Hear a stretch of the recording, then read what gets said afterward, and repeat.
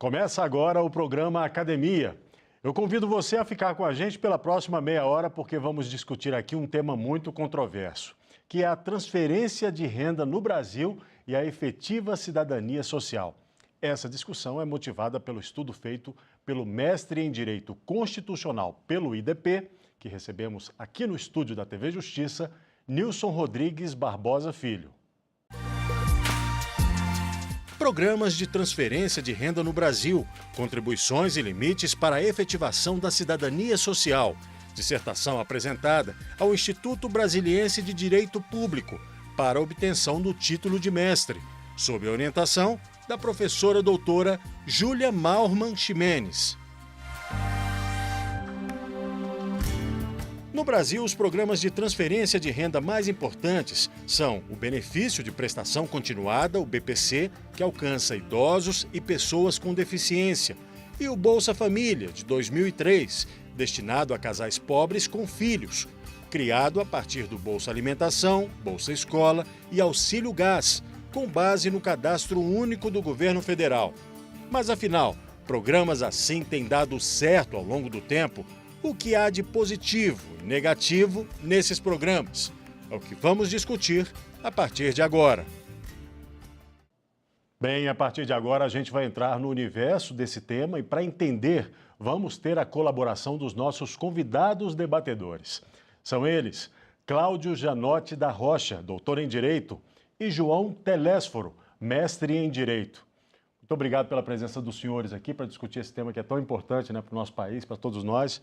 Eu me dirijo diretamente ao doutor Nilson. Doutor Nilson, vamos fazer uma abordagem inicial, uma exposição inicial desse recorte que o senhor fez para essa dissertação. Por favor, fique à vontade. Claro, obrigado. Queria primeiramente agradecer a oportunidade. É uma honra estar aqui para debater esse tema tão importante e com colaboradores tão especialistas que certamente enriquecerão essa conversa. Bom, a proposta do trabalho, da dissertação, era analisar os programas de transferência de renda e a forma que eles contribuem para a efetivação da cidadania social. Então, de início, foi necessário tratar o que seria essa cidadania social. A cidadania, como sabemos, é um status que nos faz nos reconhecer em uma dada comunidade e a cidadania pressupõe uma série de liberdades e garantias individuais e em estados democráticos de direito como o nosso, pressupõe também um direito de votar e de ser eleito, de se candidatar para representar a população. A cidadania social, entretanto, é um ponto de equilíbrio entre essa garantia de igualdade formal da lei e as desigualdades resultantes do mundo capitalista, numa sociedade de livre mercado. Então, a partir daí, eu passo a analisar, ou tento analisar, como os programas de distribuição de renda podem efetivar ou contribuir para a efetivação dessa cidadania, que pressupõe direitos de inclusão, de participação, de ocupação em postos de trabalho, em postos na sociedade, e essa é a tônica do trabalho. O que motivou você a fazer esse trabalho? Bom, inicialmente, ainda na época da última campanha eleitoral, quando eu estava no início do mestrado, eu percebia um avivamento do debate em relação a programas Bolsa Família e outros programas assistenciais, mas eram debates muito do senso comum, debates rasos quanto à cientificidade do assunto, e isso me fez ter o interesse de aprofundar do ponto de vista científico, do ponto de vista estatístico, e o envolvimento do direito nesse assunto. Então, um tema tão relevante que não vinha sendo tratado com tanto cuidado, pelo menos nos debates políticos, ou raramente em debates acadêmicos, na área do direito ele é pouco estudado, isso me fez despertar o interesse para aprofundar o estudo no tema, que, como eu disse, reputo da mais alta relevância para a nossa sociedade. Agora, em relação a... Você citou um ponto aí que é o estudo da cidadania no direito. Como é que se dá isso, hein, Nilson? Eu fiquei curioso. Como é que você estuda a cidadania no direito? Quer dizer, que pontos, até onde você tem que ir para poder conseguir isso? Pois é, isso é muito interessante. era uma dissertação de Direito e, normalmente, esses estudos estão no campo da Sociologia. Mas existe um autor, Diego Coutinho, que ele fala muito da utilização do direito nas políticas públicas de assistência social. E o direito ele permeia toda a política pública, seja na estipulação das regras, dos limites impostos pela Constituição, até onde o gestor ou o legislador pode ir. O desenho da política pública ele é limitado por aspectos legais. O direito tem a função de efetivar programas sociais estabelecidos na Constituição, mas pendentes de concretização. Então, o direito, embora não tenha tratado com tanta atenção o tema da assistência social como um todo, ele é um tema altamente jurídico, da mais alta relevância. Porque é muito importante que o cidadão conheça as leis, enfim, né? E saiba os seus direitos exatamente para que possa exercer a cidadania. Vamos já pedir a participação dos nossos debatedores convidados aqui agora. Doutor Janotti, por favor, uma pergunta sobre a dissertação. Doutor Nilson. Sim. Primeiramente, muito obrigado pela oportunidade. Sempre um prazer estar aqui colaborando, né, para o debate jurídico de um tema tão importante. Gostaria de parabenizar o Nilson, né, pelo conceito de cidadania tríade que ele criou ali, né, cidadania política, cidadania civil e cidadania social. Isso é fundamental para um trabalho científico. E o que eu gostaria de abordar com o Nilson, né, é a importância da transferência de renda. Atualmente, o IBGE lançou um dado de que 15 milhões de brasileiros vivem na pobreza, com menos de R$ 132, né, para conseguir se manter mensalmente. Então, e 55% fica na região nordeste do Brasil. Então, eu gostaria de perguntar para o Nilson, né, se os atuais parâmetros previstos em lei conseguem atingir, né, a grande parte da população que, de fato, precisa dessa transferência de renda. Perfeito. Bom, obrigado pela pergunta, é bem pertinente a pergunta e os comentários realmente a respeito do tema. Bom, a política de transferência de renda do programa Bolsa Família tem como finalidade principal o combate à fome e à extrema miséria. E nesse aspecto ele tem sido positivo e tem conseguido alcançar números expressivos. Hoje são mais aproximadamente 13 milhões e meio de famílias que são beneficiados com o programa Bolsa Família. Então, em termos de abrangência, ele consegue atingir essas pessoas. Há uma crítica que eu faço no trabalho, e eu denominei de congelamento virtual da miséria, porque o poder de paridade de compra, ele nem sempre é garantido porque não há uma regulamentação quanto à correção dos valores que identificam o nível de pobreza e que também os valores a serem recebidos pela população beneficiada. Então, nem todas as pessoas acabam recebendo por esse congelamento, esse não reajuste anual ou periódico. O TCU até aponta que isso pode gerar uma sobreestimativa do número de pessoas efetivamente pobres. Quanto a esse objetivo principal de tirar da miséria, da extrema pobreza, é possível afirmar por dados estatísticos, estudos, que o benefício atinge a população que necessita e atinge essa finalidade.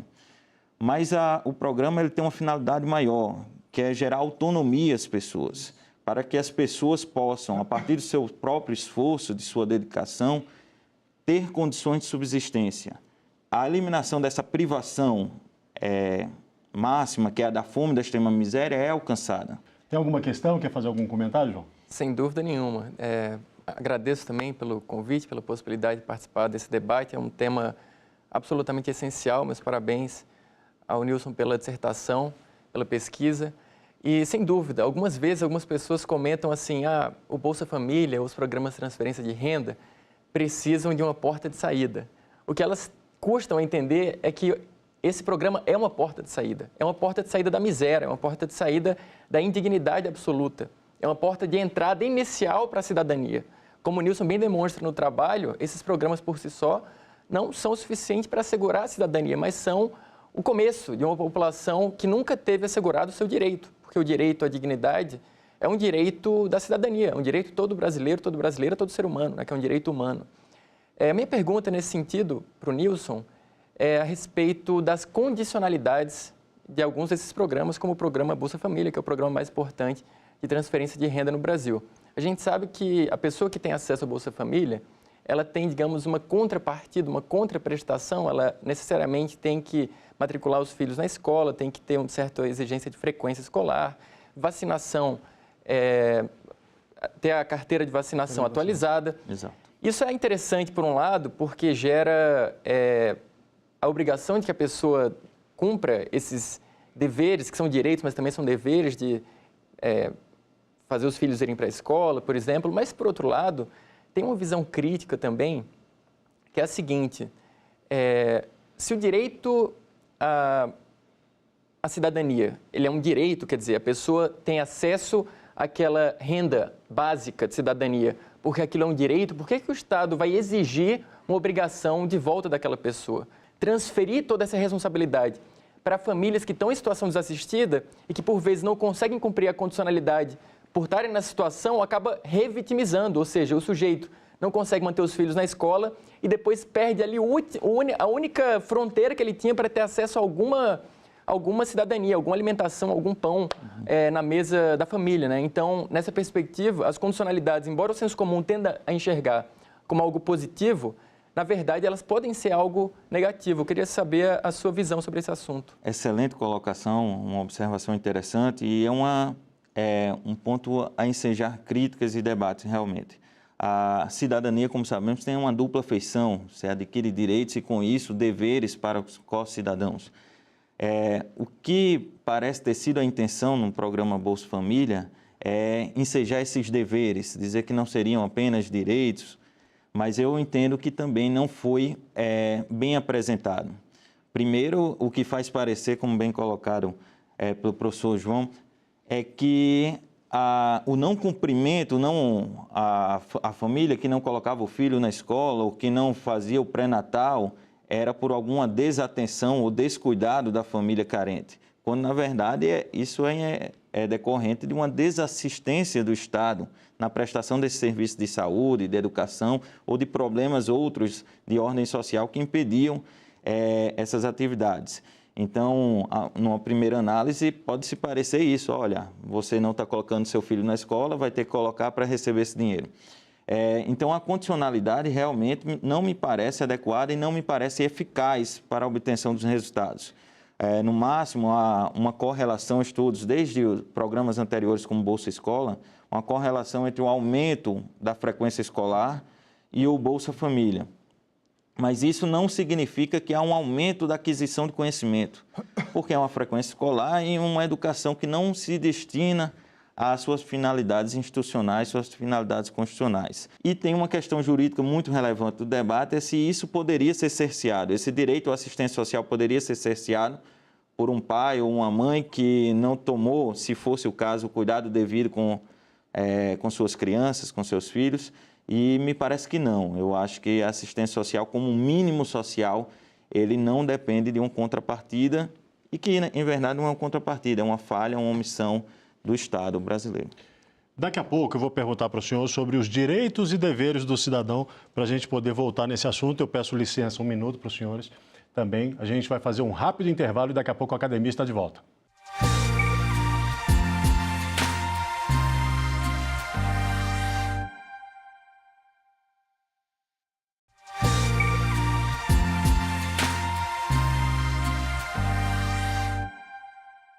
O Academia está de volta hoje com o tema Programas de Transferência de Renda no Brasil, contribuições e limites para a efetivação da cidadania social. Um assunto muito controverso. E aí eu volto a perguntar ao doutor Nilson aqui, em relação ao que a gente dizia no primeiro bloco, essa legitimidade ou não dessa contrapartida, seria essa história de que o cidadão, assim como tem direitos, ele tem deveres também com a sociedade, uma vez que ele está recebendo essa espécie de assistência.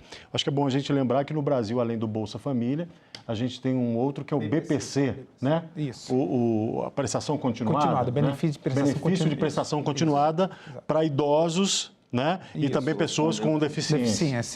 É bom lembrar isso. Seria essa questão? Quer dizer, vamos fazer com que o cidadão também tenha essa responsabilidade, esse dever, não com o Estado, mas com a sociedade.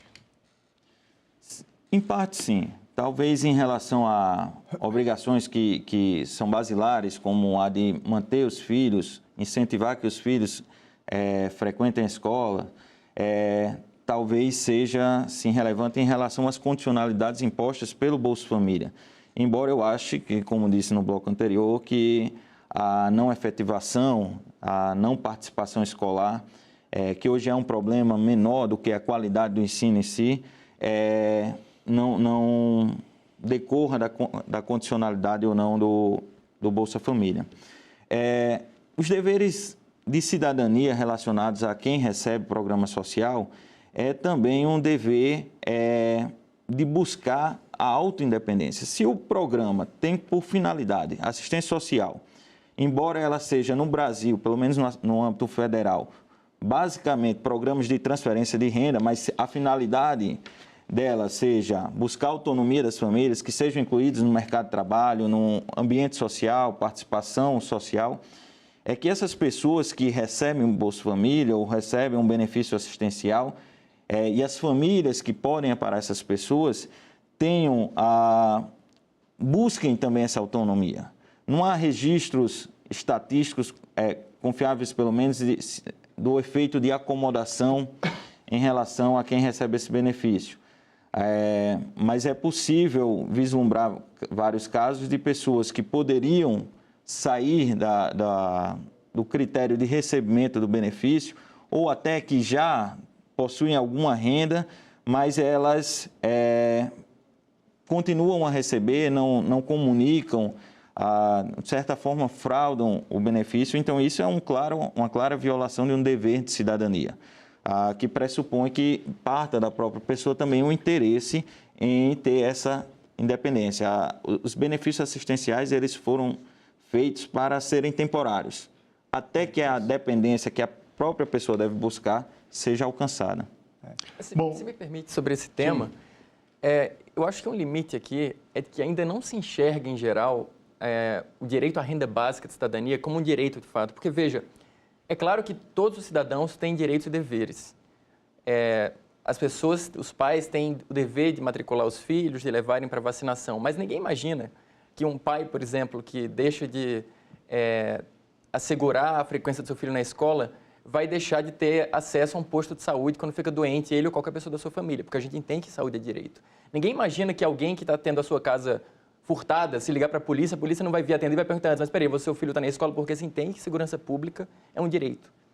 Da mesma forma, o acesso à renda básica de cidadania também é um direito. Então, quando a gente entende assim, a gente entende que essas condicionalidades, elas são um erro por essa visão, porque elas ainda partem de uma visão clientelista, de que você é minha clientela e para você ter acesso a esse direito, você precisaria ter uma contraprestação. É claro que tem essa contraprestação, tem os deveres, e o pai que não matricula os filhos na escola, ele já tem as sanções cabíveis, são previstas no ECA, inclusive no Estatuto da Criança e do Adolescente. Verdade. Agora, essa condicionalidade dessa maneira, ela vem de uma raiz, é a raiz de não enxergar o direito à renda básica de cidadania tão direito, é como se fosse um direito menor. Não tem a mesma estatura do direito à saúde, do direito à segurança e outros direitos. Se me permite, é uma questão essencial para o início do debate, que aqueles que que recebem um benefício não sejam vistos como detentores de benesses, de favores. A terminologia utilizada para alguns benefícios, até de índole previdenciária, como auxílio-doença, dá a conotação de que isso é um favor prestado pelo Estado, um encargo. Quando, como bem disse o professor, isso é um direito. Se não um direito a receber o dinheiro, mas um direito de ser assistido para o atingimento daquelas finalidades constitucionais da assistência social. Então, foi muito bem colocado que deve ser visto como um direito e até a crítica, a condicionalidade, a contraprestação é pertinente nesse sentido. É importante destacar que não é um direito, né? São direitos fundamentais. Né? Está previsto no artigo 6º da Constituição, então o assistencialismo, né, é claro, está expresso lá, então é um direito acima de todos os outros direitos, porque é um direito básico, é um direito de você reconhecer aquela pessoa que está numa situação vulnerável como detentora de direito e integrante da sociedade. Já que o professor João trouxe à tona aqui, estudos acadêmicos, na UNB, foi feito um estudo pelo professor Roberto Lira Filho e pelo professor José Geraldo, que é o direito achado na rua, né? Esse direito achado na rua é quando reconhece aquela parte da população no qual é dita como invisível social, como detentora de direito positivo, atuação positiva do Estado, né? E o assistencialismo, além de ser uma cláusula pétrea, um direito fundamental do artigo 6º, está também no artigo 194, né? Dentro ali da Seguridade Social, junto com a Previdência e com a Saúde. É a tríade que é a tríade básica de qualquer pessoa, né, ser reconhecida como centro convergente, porque a democracia, né, ela parte do pressuposto que o centro convergente é o ser humano. O ser humano é a razão de tudo, né? Então, é por isso que essas transferências de rendas são fundamentais para a nossa ordem democrática. E lembrando, né, para quem tem dúvida, que o Brasil não criou, não inventou a roda, e para quem critica da mesma forma. Quer dizer, você tem vários países na Inglaterra, Europa, né, isso, o Reino Alemanha. Unido, você tem o Bolsa Aquecimento no inverno. Exatamente. Você tem o Bolsa Funeral, Reino Na Unido. Itália, você também tem, na Itália, Alemanha. Você tem. Agora, uma questão que é importante aqui, nós tivemos, vários países latino-americanos têm, e nós tivemos no México o Progressa, que foi um tipo de também de bolsa, o Progressa depois mudou de governo, virou Oportunidades, né? Mas me parece que esses programas, eles sofrem de um mesmo mal. Os senhores vão me corrigir se eu estiver errado. Eles são cíclicos e no momento que eles estão muito bons, o Oportunidades, inclusive no México, ele chegou a ter 42% da população que recebia, gerando novos negócios a partir um pouco daquilo que a gente falava antes. Exatamente. Né? A partir daquele dinheiro que se recebia. Sociedade, porque ele é consumidor. Você voltava para o mercado, gerando negócio. Você volta, exatamente, mas hoje voltou a ser um programa com dificuldades, assim como o Bolsa Família, que sofre essa crítica de não atender a quem precisa. Eu queria a opinião dos senhores. Nilson, primeiro. Bom, a crítica do Bolsa Família, eu acho que decorre muito do excesso de expectativa que se criou, até mesmo no seu lançamento, que ele foi lançado com o viés de gerar essa autonomia. Ele é muito fundamental para suprir privações essenciais com as quais você não consegue exercer em nenhum grau a sua autonomia, que é a extrema pobreza e a fome, como eu já havia mencionado. Mas o programa Bolsa Família, ou qualquer programa de transferência de renda, ele vai ter uma conotação limitada contra esses outros aspectos. Ele precisa realmente de outros programas e, essencialmente, de uma educação de qualidade universal, como propõe a Constituição Federal. Então, o programa Bolsa Família, inclusive, ele tem gerado, e não há dados quantitativos confiáveis, mas o que alguns chamam de geração de filhos do Bolsa Família. São aqueles que os pais receberam Bolsa Família em razão dos filhos e hoje eles são pais de crianças e por isso não recebem Bolsa Família. Isso muito decorre da falta de condições, e isso é envolto ao tema de cidadania social, para uma inclusão, uma oportunidade qualificada de ocupação de postos. Então, não há o Bolsa Família, de modo algum, é um programa fracassado. É um programa muito exitoso para finalidade precípua de combate à fome e extrema pobreza. Os dados indicam que esses objetivos foram alcançados, mas ele tem efeitos limitados por sua própria natureza quanto à busca da autonomia de outras liberdades substanciais. Por favor. Com certeza, Bolsa Família, assim como o BPC, são fundamentais para a nossa ordem democrática, né? Só que eles têm que ser vistos como instrumento e não como fim. O fim é o quê? Erradicar a pobreza, diminuir, né, os excluídos sociais. E para que isso seja um instrumento, você tem que dar o quê? Né? Viés, cursos técnicos para os beneficiários que estão recebendo. Né? Agora, você colocar condicionantes, eu concordo com o professor João e com o professor Nilson, né?